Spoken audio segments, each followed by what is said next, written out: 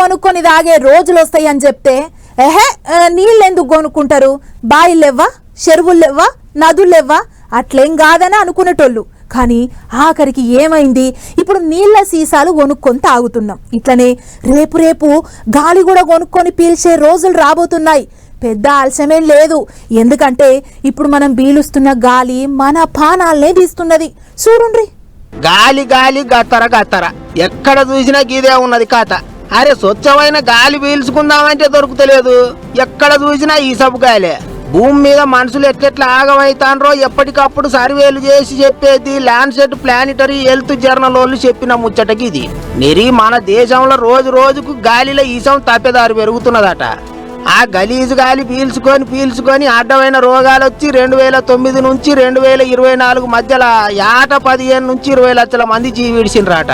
ఉత్త గాలి కాలుష్యం చేయబట్టే గన్నిగానం పానాలు పోయినాయట. చిన్న ముచ్చట కాదు ఇది. దేశంలో 182 మంది గలీజు గాలి పీలుస్తున్నారట. గంతెందుకు హైదరాబాద్ లో సుత కాలుష్యం గట్టిగా పెరిగింది అన్నట్టు చెప్తుండ్రు. ఖైరతాబాద్, అమీర్పేట, పంజాగుట్ట దిక్కు ఎక్కువ పొల్యూషన్ ఉన్నదట.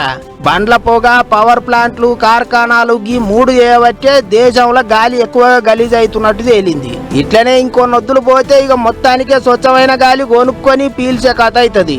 ఇప్పటికే ఢిల్లీ దిక్కు మస్తు ఘోరంగా ఉన్నది పరిస్థితి. ఏమైనా 20 లక్షల మంది గలీజు గాలి పీల్చుకొని రోగాల పాలై జీవిడుతుండ్రంటే గట్టిగా సోంచాయించాల్సిన ముచ్చట్నే.